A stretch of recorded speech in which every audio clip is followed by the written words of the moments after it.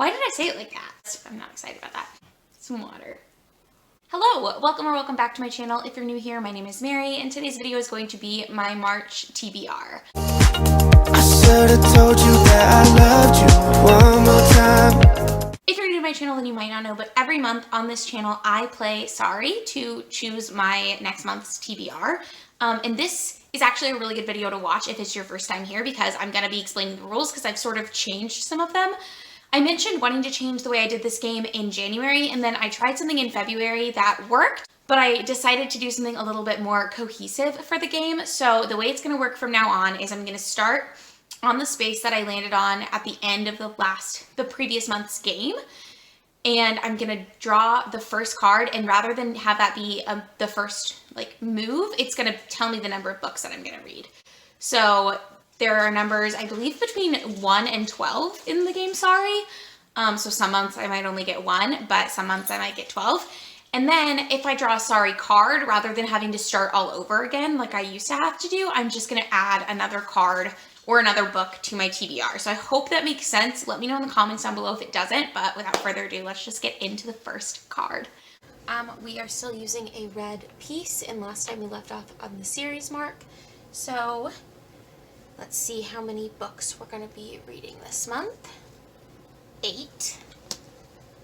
And the first card is Move Forward 5. A Latinx author. So since the first card that I drew was an 8, I'm going to be picking 8 books for this TBR, and the first prompt that I landed on was to read a book by a Latinx author, and for this I chose the Happy Ever After playlist by Abby Jimenez. This is the second book in a series of standalones. It's contemporary romance, and this book actually follows one of the side characters from the first book in the series, The Friend Zone. What are you doing, Murph? Can you go lay down? What a crazy dog. He's wagging his tail and it's hitting the tripod. Sorry about that. But this is the second book in a contemporary romance series of standalones. The first book in the series was called The Friend Zone, and I did not like The Friend Zone, actually. I read it in January. It contains some things that I wasn't super into.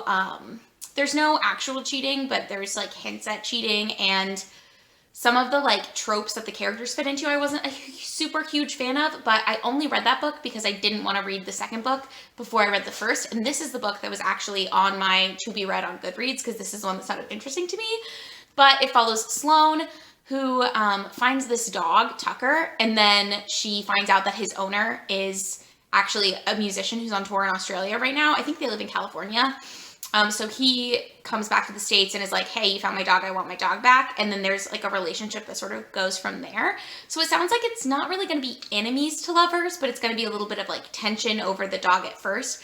But I love dogs. I have 2 dogs. They are sitting right over there, Marvel and Murphy. If you've watched my channel before, then you know that. But I am really excited to read this, and it does sound super cute to me, so I'm super stoked to get to this one. Next card is Move Forward 12. A book that is a movie. The second prompt that I landed on is to read a book that has been adapted into a movie, and for this I chose Percy Jackson and the Olympians, The Lightning Thief by Rick Riordan. So I actually read all but the last book, and it might have been the last 2 books. I can't remember if I read the 4th book or not, in this series when I was younger. So I started the series when I was in elementary school, and then I read through junior high. And actually the reason I never finished it is because I was borrowing the books from my 8th grade boyfriend, and when we broke up, I didn't get to borrow the last book. And that's why I can't remember if I finished the 4th book or not, or if I had returned it to him already, but whoops. So I'm finally, 13 years later gonna read this? I guess since 8th grade it's only been 11 years. But anyways, super excited to finally read this series. I've heard super cute things about it, and I remember really liking it when I read it at the time. If you don't know, this is about a young boy whose name I actually can't remember. I remember Annabeth is his friend. Okay, I'm editing this video now, and it's literally called the Percy Jackson series. That's what it's called. His name's Percy. It hurts my head to have to deal with this. And by this I mean me. But he finds out that he is a demigod, or a half god, half human.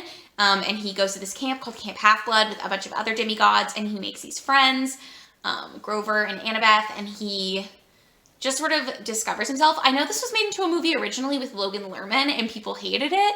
I never saw that movie, I don't think. I don't remember. I might have seen it, like parts of it at some point, but I definitely didn't go see it. But I think it's also being made into a television series. So I'm interested to read the books and then watch the series because I think this would suit a television series better. But I'm really excited to finally read this series after over a decade of just wanting to. Move forward 2. Yes. A new release. The next prompt that I landed on was to read a new release, and for this I decided to read The Guest List by Lucy Foley, which I actually own on Kindle. I share a Kindle Unlimited account with my mom and my sister, and anytime they get books, I try to read them as well. And this book did not come out in 2021, so usually when I originally planned this prompt, I thought it would be like within the calendar year.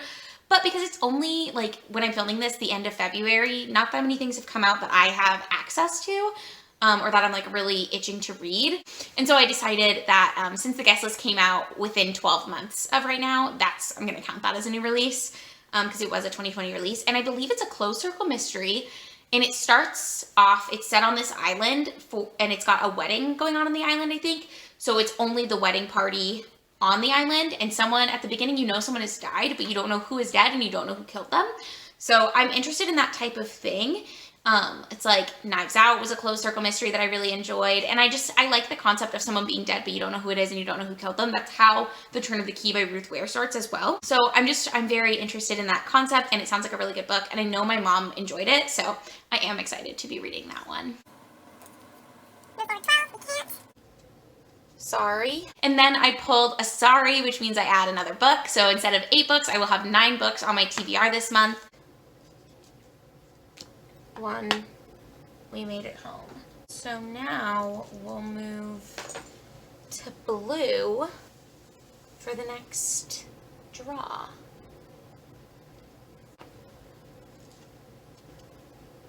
Move forward 3. Nonfiction. The next prompt that I landed on was to read a nonfiction, and for that I picked Packing for Mars, The Curious Science of Life in the Void by Mary Roach. I actually read Spook by Mary Roach, which is her book about the afterlife and studying that, last year, and I thought it was just okay, but this sounds really interesting to me. I've heard such good things about her books, like Stiff as well, which is about cadavers and what happens to your body when you die, but this is about, I think, just like being an astronaut and what actually goes on in space. I don't know if it's necessarily all about like astronauts or if it's just about like the universe and space in general, which are all themes that I'm very interested in and honestly a little afraid of. So I am really excited to pick this one up. Move forward 7.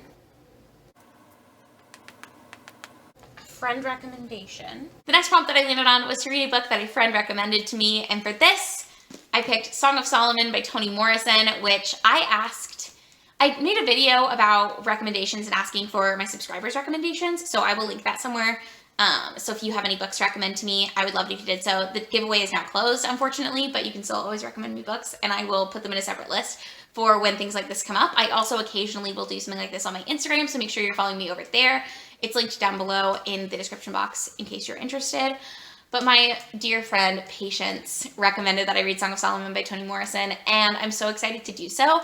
I have only read Beloved by Toni Morrison before, and I really enjoyed the aspects, like the haunting lyricism and the way that she wrote and intertwined real life and trauma and made it like a magical, its own character, basically. So I'm very excited to read this. This is about a man named Milkman's life, but I think it's like this man, Milkman, is trying to figure out the mystery of his ancestors. So it sounds like he's born in the Midwest and he goes back to the South to trace his roots and his heritage. Toni Morrison writes a lot about what it's like to be Black in America, and I really want to read more classics from Black authors, so I think this is a great place to start. Move forward 7. A debut. The next prompt that I landed on was to read a debut novel, and for this, I chose Conversations with Friends by Sally Rooney. I read Normal People by Sally Rooney last year, and I did really enjoy it. I found myself really connected to the characters and their introduction, and then as the book went farther and farther along and the characters grew more apart, I was less and less interested in it. So I'm curious to see if I feel the same way about this book, because I believe it's a similar type of thing where it follows one woman and her relationship with other men and women throughout this like certain section of her life. But I am interested in this because it seems like this, instead of just being about two people, like Normal People is about Marianne and Colin, what is his name? Connell. God, that was so confusing for me. Okay, Normal People is just about Marianne and Connell. And this is about there are several love interests, I believe, in this book. So I'm very excited to read this. I've heard pretty good things about it. Most of the people that I've heard enjoy this, though, really loved Normal People as well. So I'm wondering if Sally Rooney might just not be like a super great author. Like I said, I didn't dislike Normal People at all. I actually have a whole video where I talk about Normal People versus the television show. And I'll link that somewhere in case you want to watch it. But I don't know where I was going with that. I'm going to read Conversations with Friends in March. Move forward 11. A romance. The next prompt that I landed on was to read a romance, and for this I chose Head Over Heels by Hannah Orenstein. I wish I had this one to show you, but unfortunately I don't. My library doesn't have a physical copy, so I'm gonna have to have the ebook copy on my Kindle. This is about a young woman, I believe she's in her 20s, and she previously was a gymnast and she was trying to make it to the Olympics, but 7 years ago something happened and it like ended her career as a gymnast. So now, 7 years later, she's back in her hometown and she gets roped into helping out at the gymnasium that she used to train in. And I believe it's a love story between her and one of the coaches there. And it sounds a little bit like it's going to be hate to love, so I'm interested to see how that will work, if that will work for me or not. But yes, I believe this book came out last summer and I haven't heard a ton about it, but I am, pretty excited to get into it. Move forward 7. Another Latinx author. The next prompt that I landed on was once again to read a book by a Latinx author, and for this I chose Tender is the Flesh by Agustina Bastevica, who is Argentine. So I've gotten mixed reviews on whether Latinx authors have to be like Latina American or Latino American or Latinx American, or if they can just be from Latin America. So I'm saying they can just be from Latin America and have Latin American heritage. And I don't know how correct that is because different sources say different things. But I'm going to read this. My mom got me this for Christmas and I'm so excited. This is I think it's like a dystopian literary fiction set in the near future. And it's set in a society where people no longer eat animals because I think it's just because of natural environmental reasons. Animals are extinct. And so humans are farming and eating each other. And so it's supposed to be like a dairy farm or like a slaughterhouse, but it's people rather than like cows or pigs or whatever. So I'm very, very interested to read this one. I've heard some disappointing reviews of this actually, but I'm hoping I really like it. I'm very excited to pick this one up. And the last one, Move Forward 3. Alternate history. And the final prompt for my Sorry Picks My TBR for the month of March is to read an alternate history book. So alt history to me is, from what I understand, it can be a couple of different things. So one is like a book set now that like relies on something historically being different. But there's also alternate history that's set in a historical time, but there's like different things happening than would be happening, if that makes sense. Things that didn't actually happen are happening. I don't know how well this book fits into that, but I'm going to say that it does because I want to read it. This is Lent by Jo Walton, and it's set in the 15th century. It's set in Italy, I think in the 14th, 15th, or 16th century, somewhere in there. I can't remember the exact year. And it's following this monk who sees demons and is trying to save the people of Italy from these demons, I think. From what I understand, that's what it's about. But it's a historical fantasy thriller set in Renaissance Florence and in hell. And that is it for my Sorry Picks My TBR. I do have a few other books that are on my TBR. So I'm actually buddy reading the, what's it called? Daughter of Smoke and Bone series by Laini Taylor with Kelly from the Velvet Library. So I'll have her channel linked down below. You should definitely go check her out and tell her I sent you. But in March, I believe we are trying to read Days of Blood and Starlight, which is the sequel. I say I believe because we are currently just now getting to Daughter of Smoke and Bone. So This might not be on the TBR, but potentially if things work out and we are able to finish that one in February and she is ready to pick up this one. I already got it from the library. It's a bit chunky. This is the biggest book on the TBR by far. And the last book that has managed to sneak its way onto this March TBR is The Dark Descent of Elizabeth Frankenstein. I'm reading this for a secret TBR video. That's the other thing. I am reading some of these books, but not all of them, for 2 different secret TBR videos that will be vlogs coming up. One of the vlogs will be posted in March, and the other one will be in April, whatever. You get the point. If you want to hazard a guess as to what either of these secret TBRs are, please let me know down below. I don't think you'd get them. And if you did, I'd be concerned probably, but maybe you're smarter than I think you are. This follows Elizabeth Frankenstein, who I believe is Victor Frankenstein's adopted sister. It doesn't say. It says that Victor is her escape from misery and she goes and lives with the Frankenstein family, but it is unclear to me as of yet whether or not Victor becomes her adopted brother or her adopted father. I have heard mixed reviews about this one as well, but I'm really interested in like a spin on a gothic or like a spin on a classic. So I think I will like this one, but we'll see. I'll keep you updated. Hi, editing Mary Poppy, and if I look different, it's because it's been like 6 hours. I actually don't think I do look different. So cheers. This might actually blend seamlessly, but if I do, that's why. I forgot to mention that I'm participating in Becca's Bookopolothon, which is a 48-hour readathon happening. I believe it's the 20th to the 21st, but it's all in British time, GMT, is that what it's called? Regardless, I'll have Becca's video announcing it and stuff and all the information down below, but she did announce the first 2 prompts.